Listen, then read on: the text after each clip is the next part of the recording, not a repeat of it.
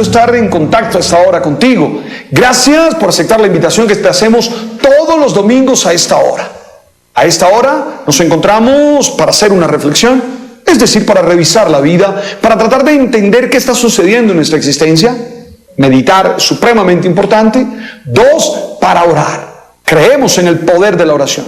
Confiamos en el poder de la oración. Creemos que Dios nos ayuda, que actúe en nosotros desde dentro para que las cosas se den.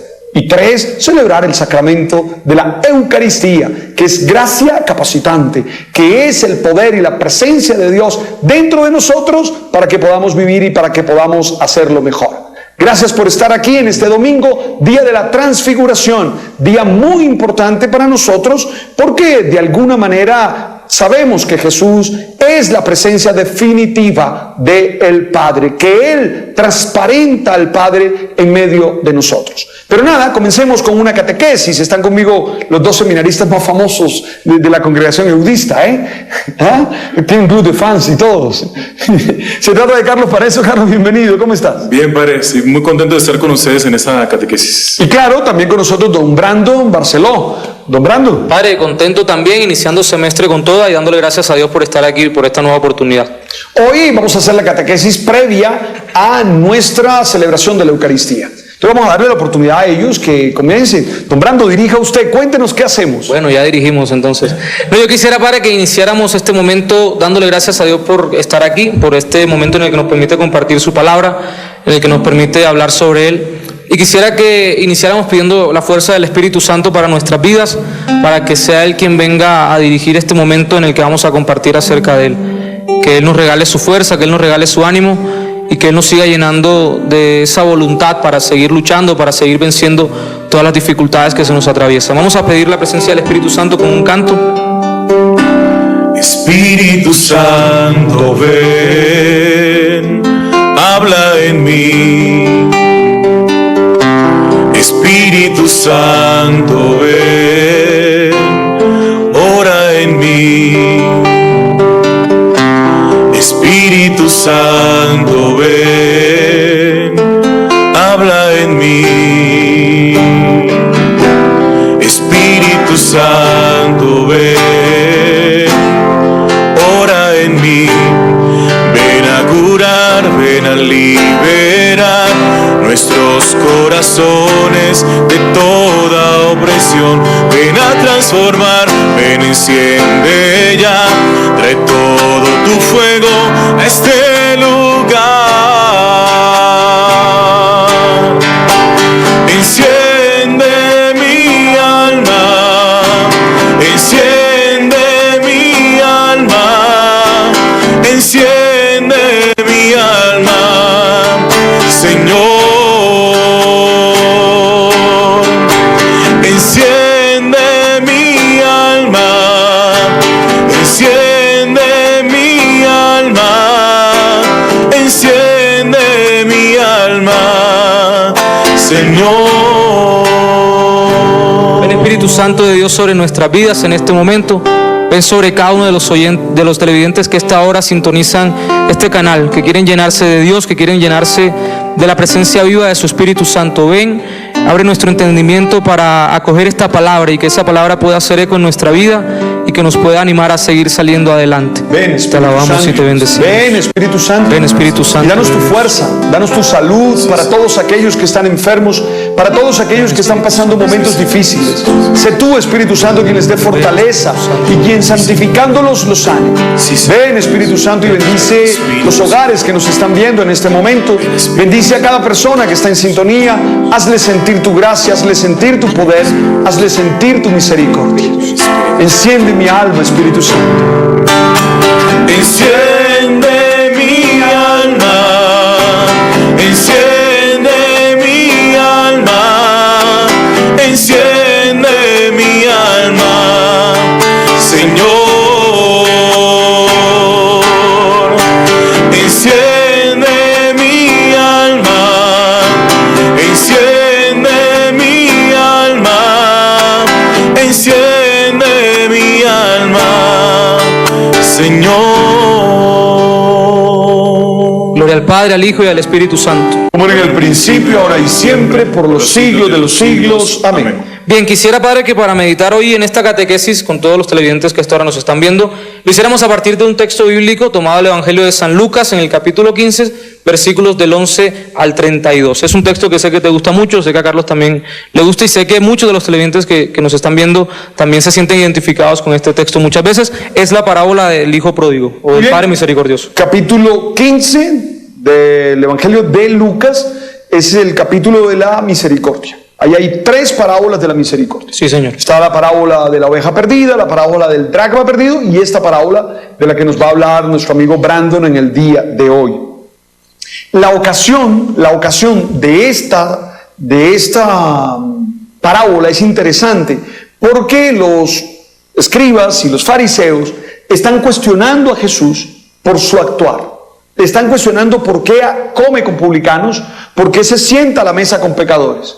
Y él cuenta la parábola que tú vas a leer. Es decir, pudiéramos decir que la respuesta a la pregunta de por qué él se hace todo eso es la parábola. Y si revisamos la parábola tendríamos que decir entonces que lo que Jesús quiere decirles es: yo me comporto así porque el Padre de Dios se comporta así.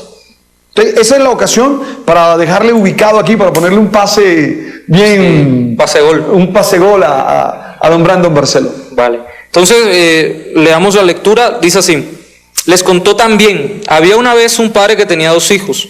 El menor de ellos dijo: Padre, dame la parte de la herencia que me corresponde. El padre repartió entonces sus bienes. Pocos días después, el hijo menor reunió todo lo que tenía y se marchó a un país lejano, donde lo despilfarró todo de mala manera. Cuando ya lo había malgastado todo, sobrevino un terrible periodo de hambre en aquella región y él empezó también a padecer necesidad. Entonces fue a pedir trabajo a uno de los habitantes de aquel país, el cual lo envió a sus tierras a cuidar a los cerdos. Él habría querido llenar su estómago hasta con las algarrobas que comían los cerdos, pero nadie le daba nada. Entonces recapacitó y se dijo: ¿cuántos jornaleros de mi padre tienen comida de sobra mientras yo estoy aquí muriéndome de hambre? Volveré a mi padre y le diré: Padre, he pecado contra Dios y contra ti, y ya no merezco que me llames hijo. Trátame como a uno de tus jornaleros. Inmediatamente se puso en camino para volver a casa de su padre. Aún estaba lejos cuando su padre lo vio y profundamente conmovido. Salió corriendo a su encuentro, lo estrechó entre sus brazos y lo besó. El hijo empezó a decir: Padre, he pecado contra Dios y contra ti, ya no merezco que me llames hijo. Pero el padre ordenó a sus criados: rápido, traigan las mejores ropas y vístanlo, pónganle el anillo en el dedo y sandalias en los pies. Luego saquen el ternero cebado, mátenlo y hagamos fiesta celebrando un banquete, porque este hijo mío estaba muerto y ha vuelto a la vida. Se había perdido y lo hemos encontrado. Y comenzaron la fiesta. En esto el hijo mayor, que estaba en el campo, regresó a casa. Al acercarse oyó la música y los cánticos y llamando a uno de los criados le preguntó qué significaba todo eso. El criado le dijo: es que tu padre ha hecho matar el becerro cebado porque tu hermano ha vuelto sano y salvo. El hermano mayor se irritó al oír esto y se negó a entrar a la casa. Su padre entonces salió para rogarle que entrara, pero el hijo le contestó: desde hace muchos años vengo trabajando para ti sin desobedecerte en nada, y tú jamás me has dado ni siquiera un cabrito para hacer fiesta con mis amigos. Y ahora resulta que llega ese hijo tuyo que se ha gastado tus bienes con prostitutas y mandas a matar en su honor el becerro cebado. El padre le dijo: hijo, tú siempre estás conmigo y todo lo mío es tuyo, pero ahora tenemos que hacer fiesta y alegrarnos porque tu hermano estaba muerto y ha vuelto a la vida. Se había perdido y lo hemos encontrado. Palabra del Señor. Gloria a ti, Señor Jesús. Bien, Padre, quisiera que Padre y Carlos Paneso, quisiera que para meditar acerca de este texto bíblico, lo hiciéramos mirando actitudes del Hijo y del Padre en esta parábola. Y que a partir de esas actitudes al final podamos traer a colación una reflexión que nos anime a vivir el tema que queremos tratar, que es sin duda la misericordia. Un tema que el Papa Francisco durante el año pasado nos insistió mucho en un año de la misericordia, en un año en el que nosotros nos entreguemos a ese principio, a colocarlo como principio en nuestra vida, a misericordiar, a ser capaces de atender la necesidad del otro, a ser capaces de entender que el otro también es reflejo de Dios en la tierra. Y quisiera pues que primero viéramos entonces las actitudes del hijo. En primer momento podemos ver en el hijo el error en 4 partes. Lo primero es que le pide la herencia a su padre y de alguna manera, tú nos habías dicho, o me habías dicho hace algún tiempo, que esto significa que mata a su padre en el sentido en que se olvida de él, que vive sin ninguna referencia de él, es decir, que vive como si él no existiera. Y yo creo que muchas veces nosotros, los televidentes o nosotros incluso, hemos sentido eso, hemos sentido que Dios no existe, hemos sentido que podemos vivir como queramos porque igualmente Él no puede hacer nada por nosotros o porque Él no es nadie para nuestra vida. Entonces, la muerte del Padre. Lo segundo que podemos decir es que se va lejos. Y este podría ser como una segunda forma de pecado, una segunda forma del error. Y es irse lejos, es saber que el Padre está ahí, saber dónde vive el Padre, pero vivir sin ninguna referencia a Él también. Es decir, saber que existe, pero entregarme a otras cosas, a otros placeres, poner mi atención en otras cosas que no es el Padre. Y de igual manera también nos podemos identificar nosotros con el Hijo en ese momento, cuando de pronto nos hemos olvidado de Él o cuando de pronto hemos dicho, pues sí, existe, pero igual que, no, al final Él no me va a juzgar o al final no va a pasar nada o al final, etc. Lo tercero que podemos decir es que malgasta todo lo que el Padre le da. Y yo creo que esta es una forma de pecado también bastante grave, y es cuando nosotros malgastamos nuestra vida, la vida que el Señor nos ha dado, en hacer cosas que sencillamente no nos llenan y no nos permiten seguir adelante con plenitud y no nos permiten ser felices plenamente. 3 formas entonces llevas. Voy con 3. Una, matar al padre. Mata al padre. Es decir, casi que es decir, no tengo una referencia. Porque el padre de alguna manera en la literatura, en la experiencia psicológica, el padre es la referencia. Entonces no tengo una referencia, vivo la vida como se me da a mí, tú sabes. 2, me voy lejos. Bueno, está vivo, sé dónde vive, pero yo voy a estar muy lejos de él. 3, malgasto los dones, lo que él me ha dado.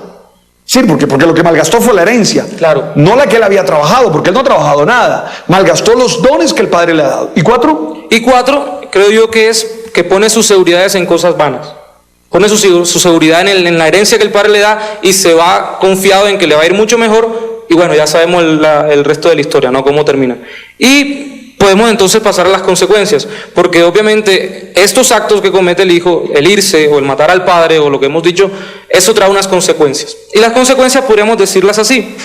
Primero pasa necesidad. Cuando ya se está viendo que en aquel país donde se había ido, aquel país lejano al que había ido, había hambre, de pronto no había una buena situación económica, de pronto los gobernadores eran malos, lo que sea, él empieza a pasar también necesidad, empieza a darse cuenta que su dinero se va acabando, que lo que le había al padre se va terminando y empieza a pasar necesidad. Y yo creo que eso podría ser una reflexión, y es que lejos de Dios nosotros también pasamos hambre. Cuando nos alejamos de Él, cuando lo perdemos a Él como el sentido de nuestra vida, cuando dejamos de verlo a Él como el todo, empezamos también a pasar necesidad, empezamos también a pasar el hambre que solamente Él puede saciar en nuestra vida. Lo segundo es que pierde su libertad. Pasa de ser el dueño de todo en la casa de su padre a ser un simple asalariado. Y yo creo que eso es como una de las consecuencias más graves del pecado, o más feas. Cuando nosotros creemos que por ser libres, creemos que por irnos de la casa del Padre, que porque vamos a ser independientes, que porque no vamos a depender sino de nosotros mismos y de lo que tenemos, entonces terminamos perdiendo nuestra libertad. Y ahí la pregunta podría ser: ¿hasta qué punto nosotros somos libres cuando estamos amarrados a un montón de cosas que aparentemente nosotros somos los que controlamos? Es paradójico, Carlos, es paradójico. Es decir, entre más buscamos la libertad lejos de Dios, más esclavos somos. A veces terminamos siendo más esclavos. Yo no sé si a veces, yo creo que siempre. ¿Siempre? Yo creo que siempre. Es decir, entre más buscamos la libertad lejos de Dios, más esclavos somos. Y padre, ¿sabes que se me viene una imagen, la imagen ¿Vale? del radar? Del radar. Cuando uno se pierde del radar de Dios, sí, y se va para otra nación, se va para otra parte, se va a conquistar nuevos mundos, nuevos sueños, uno termina perdiéndose. Porque uno termina perdido. Porque lo más importante, creo yo, en la vida cristiana es estar dentro del radar de Dios. Ok, chévere. Sin duda. Entonces, ¿Me hace falta una? No hace falta una. Pierde la dignidad. Entonces, se va de la casa del Padre, ya hemos dicho que pierde su libertad, hemos dicho que pasa necesidad, y como si fuera poco pierde su dignidad. ¿Por qué? Porque quiere comer hasta la comida que comen los cerdos en ese momento, comida de animales. Sí, mira. Yo no sé qué comen en Soledad, ¿ah? Pero te puedo asegurar que butifarra, en Soledad come butifarra, mucha butifarra. Eso muestra, padre, también que uno puede llegar hasta lo más bajo del mundo, y yo creo que muchas veces ahí es donde nos damos cuenta que que pertenecemos a Dios. Pero por eso es que nosotros hablamos de pecado. Yo no hablo de pecado para que la gente no sea feliz, porque es que la gente cree que cuando uno habla de pecado es porque uno no quiere que sean felices, porque uno no quiere que se realicen. Ya viene a decir que eso es pecado. No. Cuando uno habla de pecado, lo que les está diciendo es cuidado. Ese camino conduce a esas tres cosas: a la necesidad, conduce a la pérdida de libertad y conduce a la pérdida de dignidad. No conozco a nadie que se haya aferrado al alcohol, al alcoholismo y no haya terminado ahí. No conozco a nadie que haya hecho del sexo una experiencia promiscua, una experiencia irresponsable y no haya terminado ahí. No conozco a nadie que se haya dado un viaje y se haya quedado y no haya terminado ahí. Termina perdiendo dignidad, termina perdiendo libertad. ¿Cuántos borrachos dicen no vuelvo a tomar? La última. Y mire usted, entonces tenemos los tres pecados que están claros, nombrando cuatro. ¿Usted dijo cuatro? Cuatro, sí. Pide la herencia, declara muerto el padre. Segundo, se va lejos, sabe que existe pero le da igual, malgasta todo lo que el padre le ha dado, toda su vida, todos sus bienes, y pone sus seguridades en cosas vanas, en las cosas del mundo que son pasajeras, hemos dicho. Muy bien. Y las consecuencias de esto entonces: pasa necesidad. Fuera de Dios pasamos hambre, fuera de Dios también nosotros pasamos necesidad. Segundo, pierde la libertad. Él pensaba seguramente que iba a ser más libre cuando estuviera fuera de la casa del Padre, cuando estuviera ya gozando de todo lo que el Padre le había dado.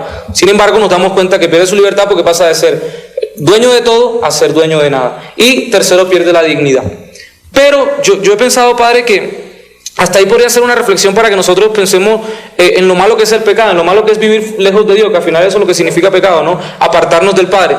Y he pensado que lo más importante en el Hijo no es tanto el pecado que ha cometido, sino la toma de decisión, que viene después de los versos 17 al verso 20 en el capítulo 15 de el proceso que sucede en él. Claro, el tomar conciencia. Entonces lo primero es eso, tomar conciencia de sus acciones. Mira a su alrededor, se da cuenta de las circunstancias, lo que está viviendo, se da cuenta que está comiéndose la comida de los cerdos, se da cuenta que no tiene dignidad, que su libertad la ha perdido, y toma conciencia. Y eso de pronto lo que a mí más me llama la atención, porque es como, bueno, le he fallado al Padre, de pronto me he fallado a mí mismo, pero soy capaz de reconocer que mi Padre me está esperando aún, soy capaz de reconocer que mi Padre es bueno, que mi Padre es misericordioso, y vuelvo hacia Él. Y yo creo que eso es lo primero que nosotros debemos pensar al momento de caer en el pecado. Somos humanos y vamos a caer. Es decir, es como imposible, o no imposible, sino muy difícil no caer en el pecado, no caer en la tentación, a veces no terminar haciéndolo todo bien, a veces lo hacemos mal. Pero ahí es necesario entender que no nos quedamos en el pecado, sino que somos capaces de dar el salto, de tomar conciencia en nuestra vida, de mirar cómo la estamos pasando y de volver al Padre. Entonces, toma conciencia de sus acciones, mira la situación que está viviendo en ese momento, todo lo que está atravesando, y pues ya más tarde toma la decisión, reconoce su error. Pero chévere lo que dices, porque la toma de conciencia es muy importante. Dicen que los alcohólicos anónimos, yo cuando he estado trabajando con la gente de AA, ellos dicen que solo alguien pudiera salir cuando toma conciencia de que solo no puede.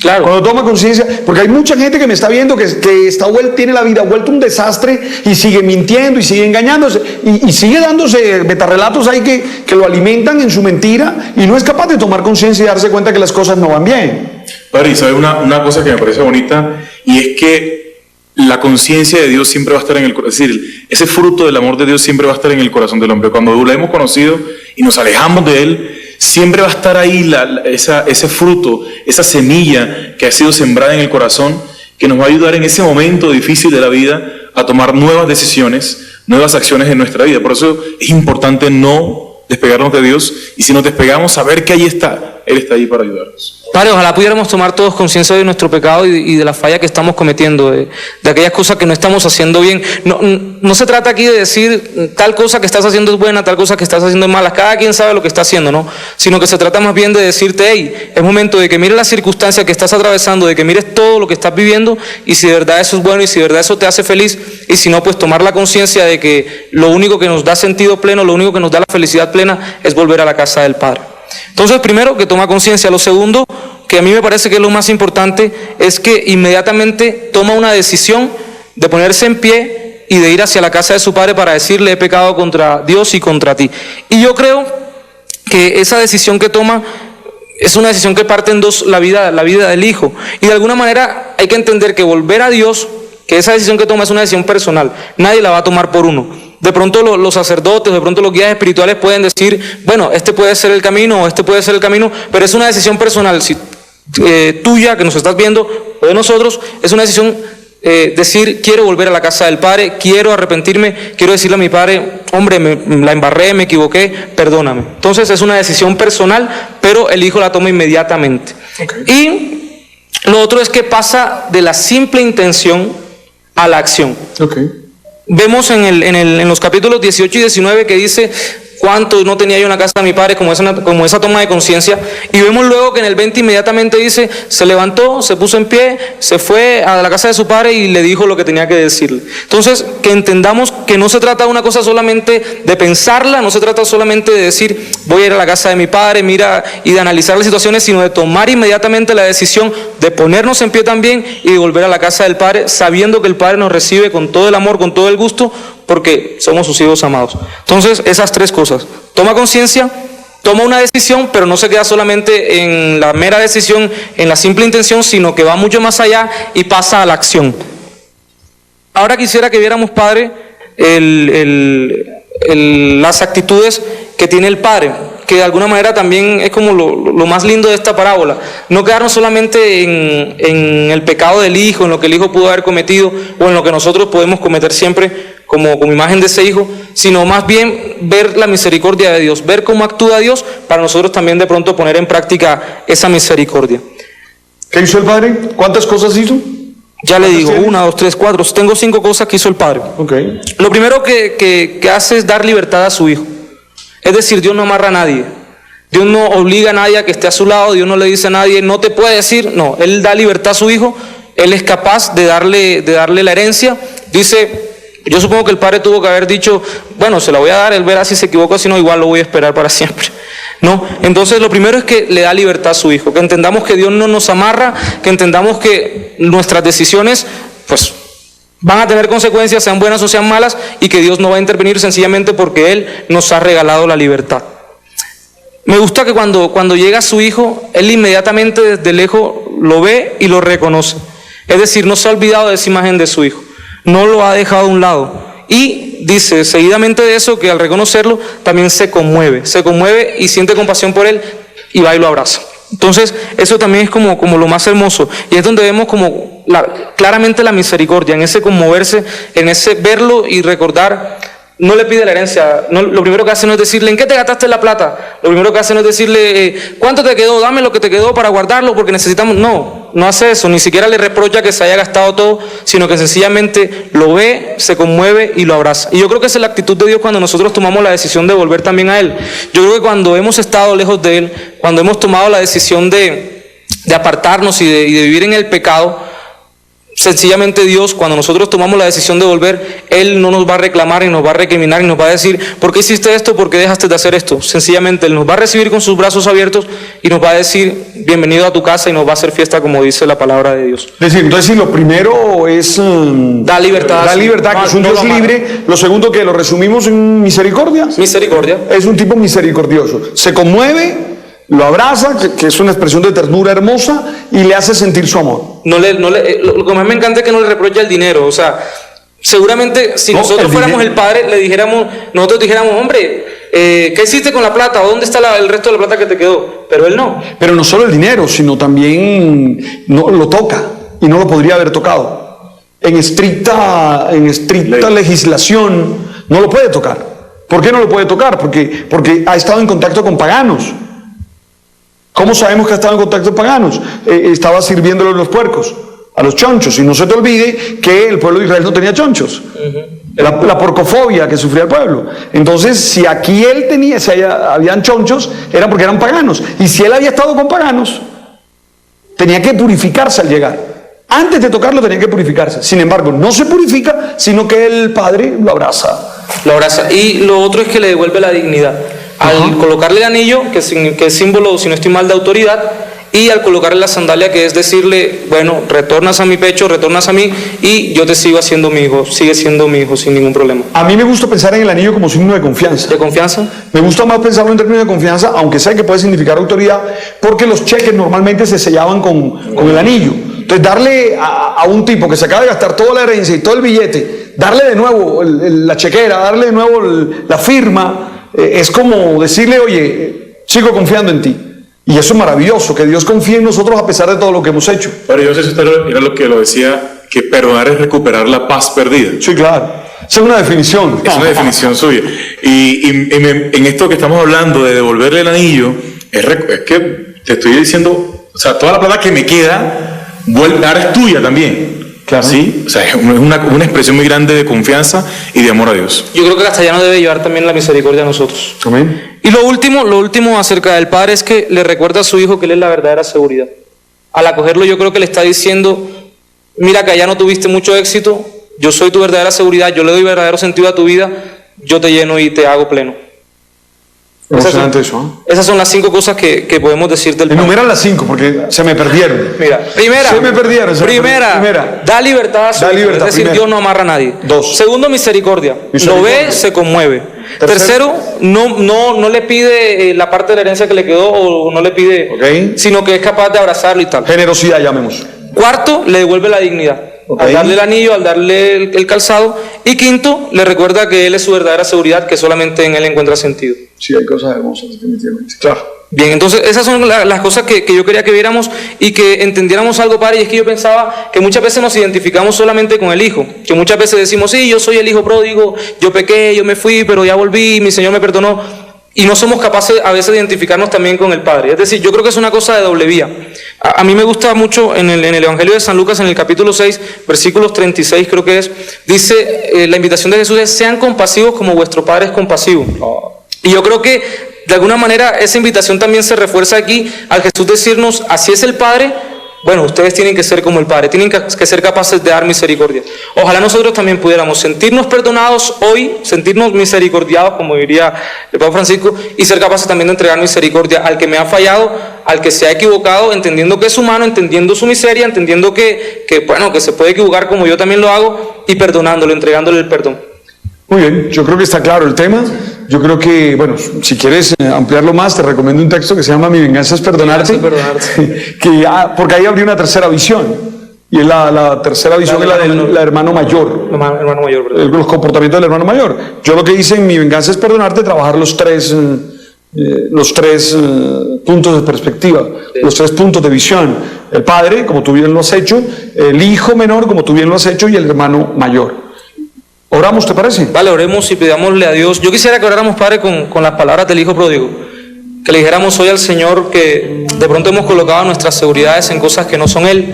De pronto nos hemos olvidado de Él, hemos dejado a un lado su casa.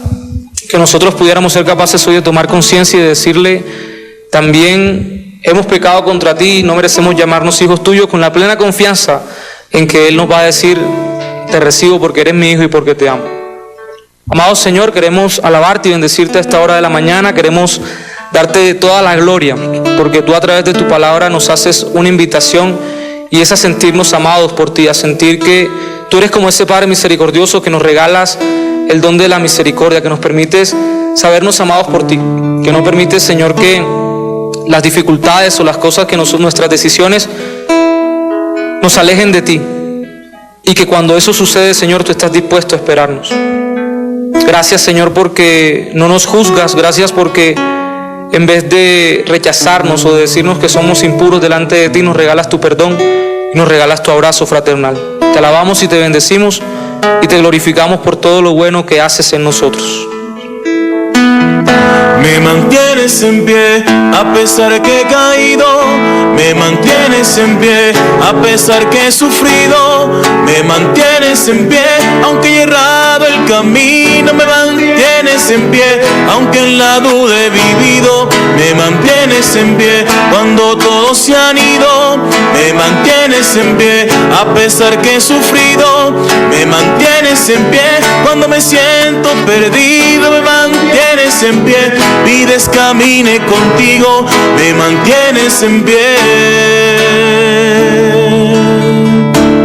Señor, bendícenos en esta mañana, danos tu fuerza, danos tu poder y permítenos ser tuyos plenamente y manténnos en pie, tú que eres un Dios grande y poderoso. Te lo pedimos en el nombre de Jesús, tu Hijo, que vive y reina por los siglos de los siglos. Amén. Muchas gracias, don Carlos. Con gusto, padre. Muy amable. ¿Y cuándo va a hacer usted la catequesis? Cuando quiera, padre. Sí, bueno, mira. Don Brando, muy amable. Padre, muchas gracias a ¿Usted usted. qué dice? ¿Les quedó bien?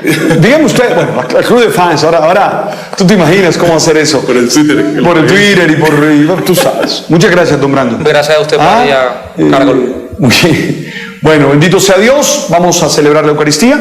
Vamos a vivir un momento especial. Ya viene nuestro amigo, ya está la gente aquí. Vamos inmediatamente para que lea la monición de entrada y comenzamos la celebración de la Eucaristía. Ustedes no se muevan, que celebramos con toda la fuerza y con todas las ganas.